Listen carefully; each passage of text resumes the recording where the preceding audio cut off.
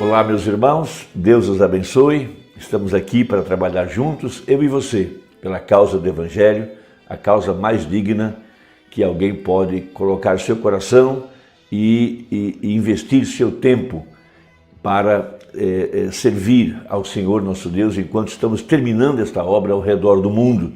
Veja, pastores, evangelistas, apóstolos, mestres ao redor do mundo. A Igreja Universal está agora seguindo a liderança do Espírito Santo para trabalhar juntos, para trazer o último eleito para que então o arrebatamento da igreja se dê muito em breve. Nós estamos aqui neste dia final, estamos vendo eventos modernos esclarecidos à luz da profecia, estamos vivendo profecias que estavam na Bíblia por mais de 2000 anos e elas estão agora sobre nossas vidas, entre as quais a vinda do anjo de Malaquias 4, mas também a vinda de vulcões, terremotos, epidemias, que é chamado na Bíblia de pragas, mortandade, fome, guerras e, mais do que isso, o chamado da noiva eleita, aquela que é predestinada por Deus desde antes da fundação do mundo.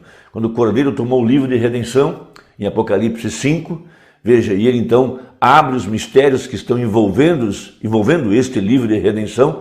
Dentro desse livro de redenção tem nomes, esses nomes estavam selados dentro desse livro, e ele vem agora para desatar estes selos, para abrir esses mistérios e ao mesmo tempo revelar quais nomes estão escritos nesse livro de redenção, porque esse livro de redenção é um título de propriedade que Adão perdeu em Gênesis, e nesse título de propriedade estão os nomes dos herdeiros, por isso é chamado de Novo Testamento, e ele desce agora com esse livro aberto em Apocalipse 10, para revelar esses nomes que estavam trancados dentro desse livro, presos ou fechados por 7 selos, e ele vem agora para abrir esses mistérios e chamar os seus súditos, chamar a noiva viva, para que se ponha ao lado dele. Esta é a primeira parte da redenção. Primeiro, ele redime o povo, depois ele redime a terra onde esse povo vai morar. Então nós sabemos que esse livro de propriedades, título de propriedade que Adão perdeu em Gênesis,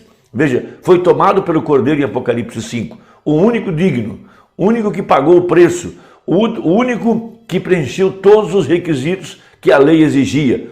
Tornou-se parente. Veja, Deus tornou-se parente. Veja, ali Deus enganou o diabo quando ele mesmo desceu do céu. Veja, porque ele era a semente da mulher. E ele, então, foi visto em forma humana, porque essa era um dos requisitos da lei da redenção, que tinha que ser um parente do homem. Depois tinha que preencher os requisitos do preço, que era o sangue, e também tinha que querer, tinha que amar, porque era uma obra totalmente de amor, porque o que os selos vieram revelar é que esta obra de redenção é um plano de amor. Por isso o profeta, ao encerrar cada um dos misteriosos 7 selos, ele sempre cantava: eu amo, porque ele primeiro me amou. Então, quando soa essa mensagem do 7º anjo, veja, o 7º selo é o que abre todos os demais, porque é a pessoa de Jesus Cristo, ele é o 7º selo. Através do seu profeta, ele vem para abrir todos os demais selos e mostrar quem são os herdeiros deste título de propriedade. Então, começando com o apóstolo São Paulo, vindo até Irineu, Columba, Martim, depois Lutero, Wesley, depois Elias de Malaquias 4, o 7º, porque é justamente na 7ª era que se dá o arrebatamento da igreja, representado por Elias, porque Elias, de acordo com a Bíblia, ele não morreu, ele subiu num carro de fogo, representando aqueles que estariam vivos para a hora do arrebatamento, a exemplo de João, quando Jesus disse para Pedro: se eu quero que ele fique até que eu venha, que te importa a ti? Correu-se um dito que João não morreria, mas Jesus não disse isso. Jesus disse: se eu quero que ele fique até que eu venha. Então João foi guardado lá na ilha de Patmos e por 2 anos ele teve visões e ele foi arrebatado até aqui na frente, no dia do Senhor. Quando chegou aqui, encontrou um anjo, um mensageiro, um profeta, para revelar a ele a verdade desse plano da redenção, os últimos acontecimentos, os mistérios de sua vinda, os mistérios do fim do mundo, o mistério da restauração dos judeus e assim por diante. E esses textos revelaram, veja, onde é que Satanás se escondeu para enganar o povo. Esses textos mostram que ele se escondeu dentro da estrutura chamada igreja, e ele então enganou as pessoas, de acordo com a Bíblia, ele enganou a todos debaixo do céu, com exceção dos eleitos. Hoje, o mundo religioso está se reunindo para combater o comunismo. Veja, isso é um engano. Eles pensam que o anticristo vem do movimento socialista, movimento comunista. Eles se enganam. O anticristo, falso profeta.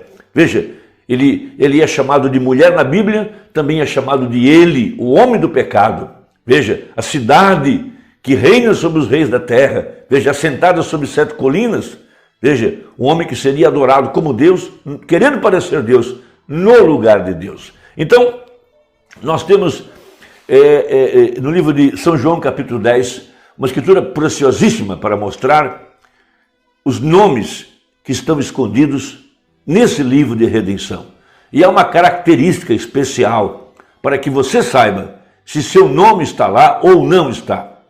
Isso é maravilhoso. Veja, São João capítulo 10, Jesus disse: na verdade vos digo que aquele que não entra pela porta no curral das ovelhas, não sobe, aliás, mas sobe por outra parte, é ladrão e salteador. Então todo aquele que não prega o verdadeiro evangelho é um ladrão e um salteador, porque a porta é Jesus.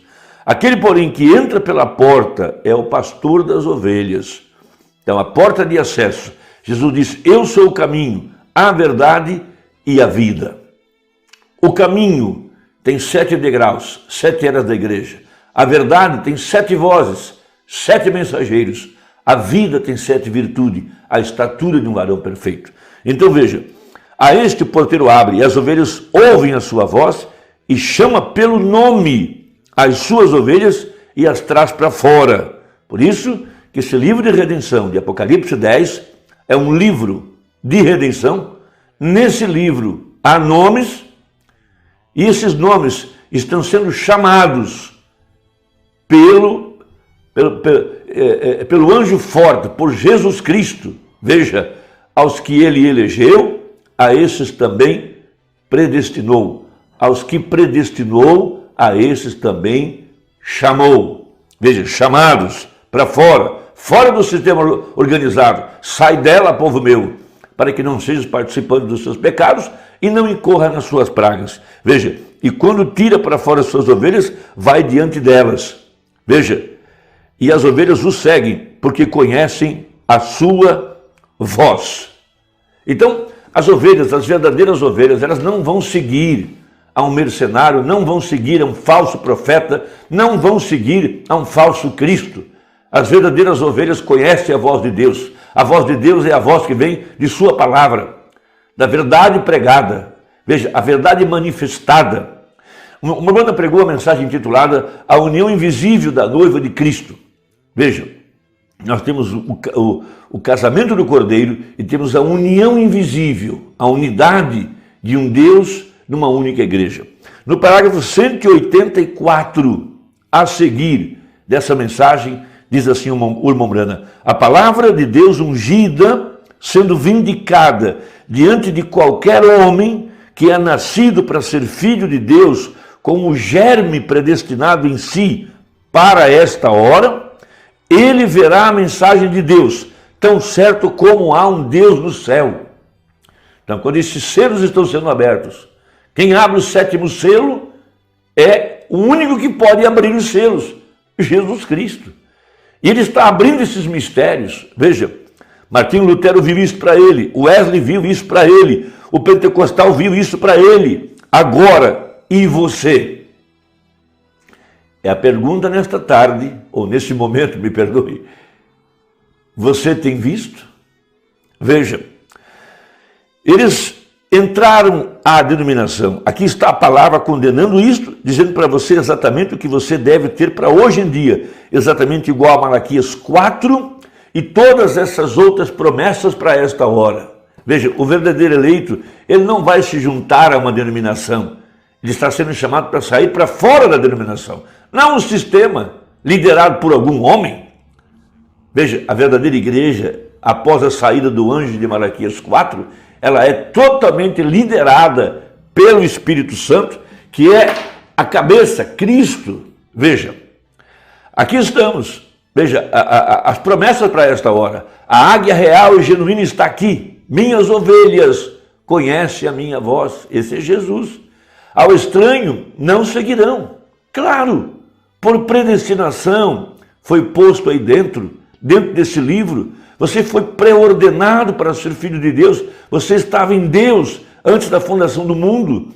Você unicamente é manifestado neste dia para a sua honra e glória. Como pode você fazer isso sem que honre a sua palavra?